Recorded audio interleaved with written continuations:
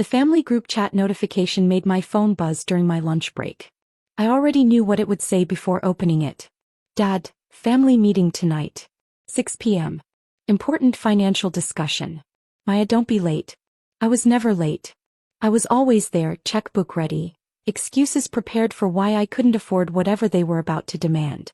29 years old and I still hadn't learned to say no to people who saw me as a walking ATM. I arrived at my parents' house at 5:55 p.m. My sister Vanessa's Range Rover sat in the driveway, gleaming white and freshly detailed. Her husband Derek's Porsche was parked beside it. Both vehicles I'd helped finance through emergency family loans that were never discussed again after the money transferred. Mom opened the door, her face arranged in that expression I'd learned meant incoming guilt trip. Maya, sweetheart. Come in. We've been waiting. The living room looked like a financial intervention. Dad sat in his leather recliner, reading glasses perched on his nose, spreadsheets covering the coffee table. Vanessa lounged on the couch, scrolling through her phone, probably booking another vacation. Derek stood by the window, arms crossed, wearing his usual expression of vague superiority. Sit down, Maya, Dad said, gesturing to the chair across from him.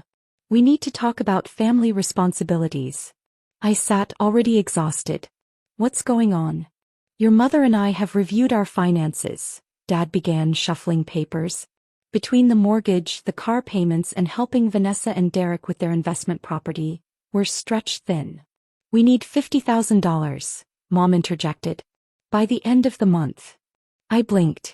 50,000? We have some credit card debt that needs handling, Dad continued. The interest rates are killing us. We need a family member to help consolidate things. Why not ask Vanessa? I looked at my sister.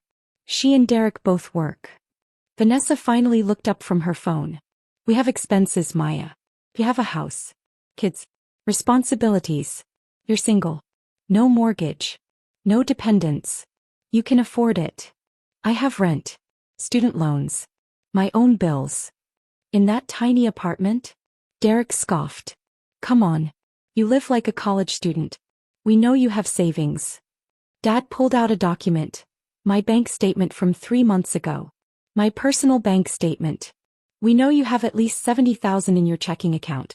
50 isn't unreasonable. My hands went cold. How did you get that? You left it here last time you visited, Mom said dismissively.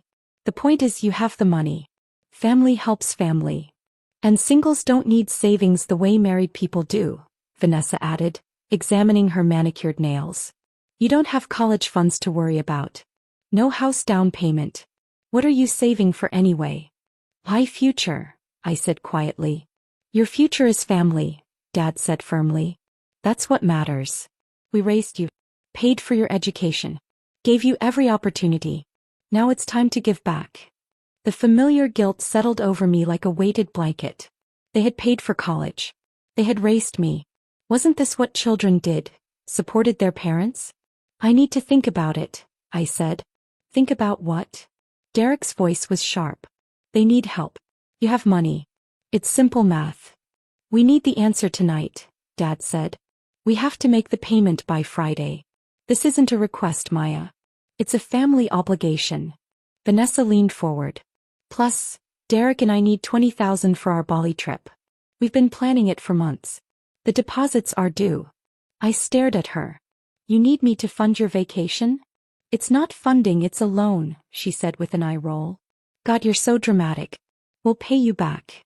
Like you paid back the 15,000 for the Range Rover down payment? Or the 8,000 for Derek's business venture? Those were investments in family, Mom said sharply. Don't be petty, Maya. We've decided 70,000 total, Dad announced. 50 for us, 20 for Vanessa and Derek. You can transfer it tonight. I have your account information. Something in me snapped. Maybe it was the casual way he mentioned having my account information. Maybe it was Vanessa planning a Bali vacation while demanding my savings. Maybe it was 12 years of being the family bank finally catching up. No, I said. The room went silent. No. Dad repeated. What do you mean no? I mean no.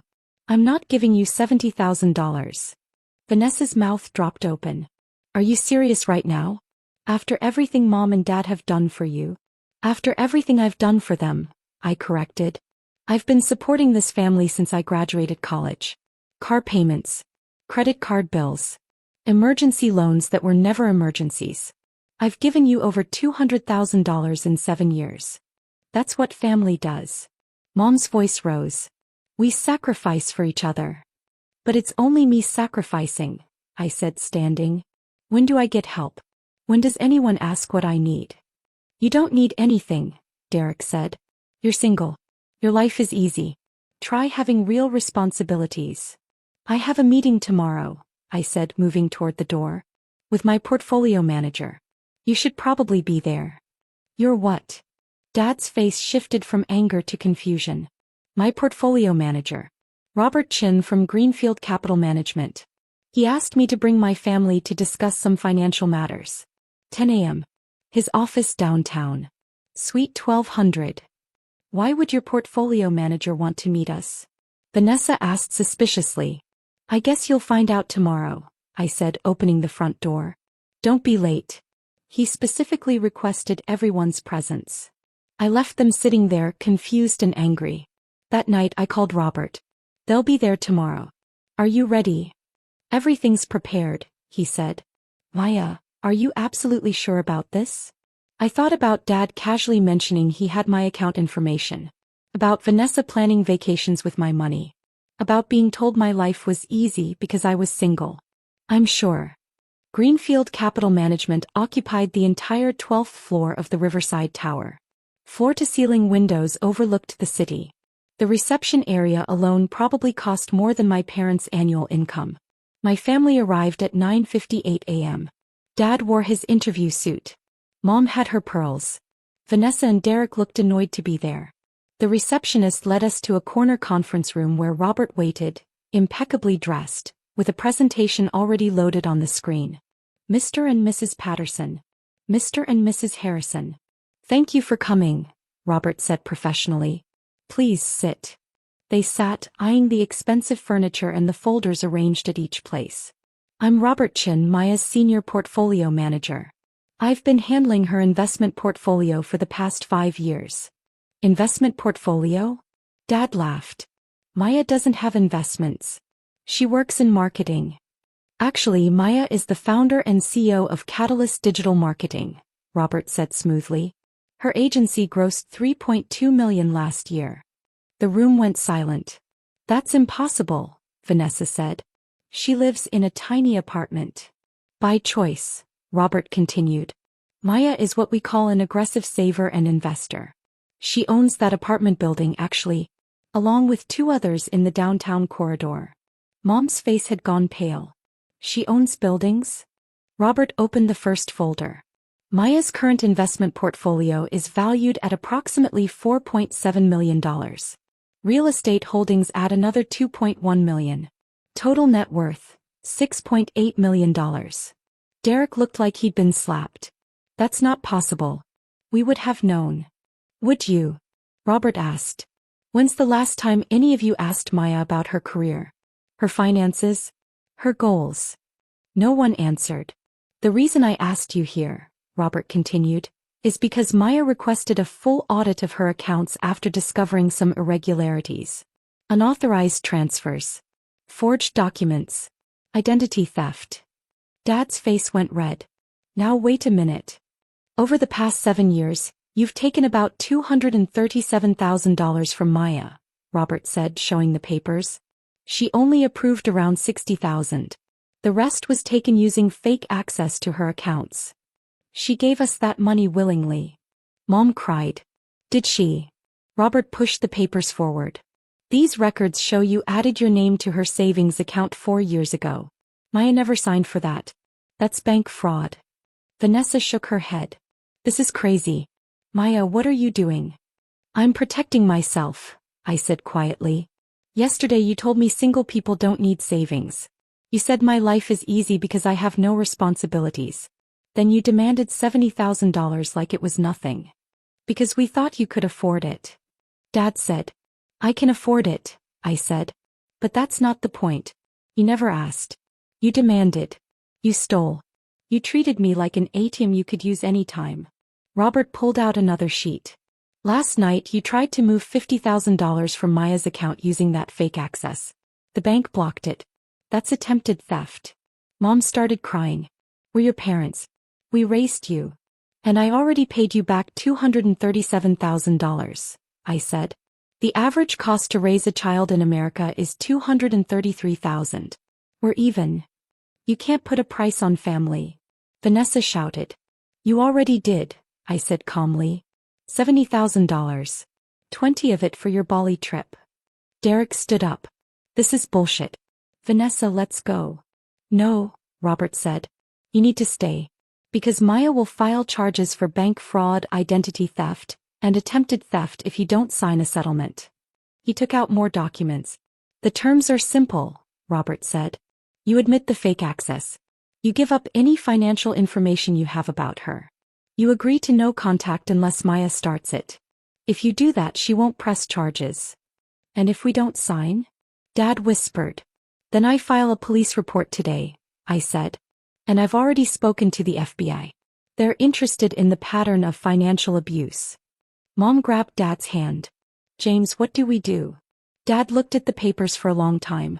How much do you even make? He finally asked. My agency salary is $400,000 a year, I said.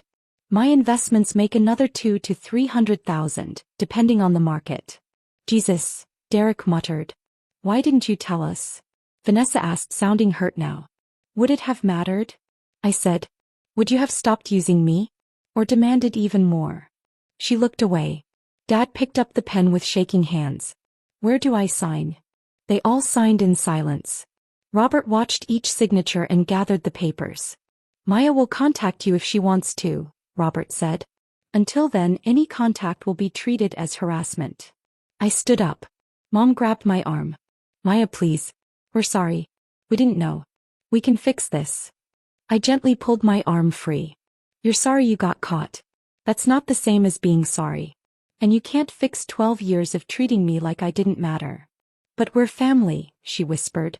Family doesn't steal, I said. Family doesn't forge documents. Family doesn't demand money while calling my life easy. You taught me family means sacrifice. You just never thought you would have to sacrifice anything. I walked out into the bright morning, Robert beside me. That was harder than you expected, he observed. Yeah, I admitted. But necessary. My phone buzzed. Text from Vanessa. You're a monster. Mom is having a panic attack because of you. I blocked the number. 3 months later I bought a house. A real house with a yard. I adopted a dog. I took a vacation to Greece. My first real vacation in 7 years. My parents tried reaching out through relatives. Uncle Mike called to tell me I was being unreasonable. Cousin Jennifer showed up at my office. I didn't respond. Vanessa and Derek's Bali trip was cancelled. Dad took a part-time job. Mom started working as a receptionist. They downsized.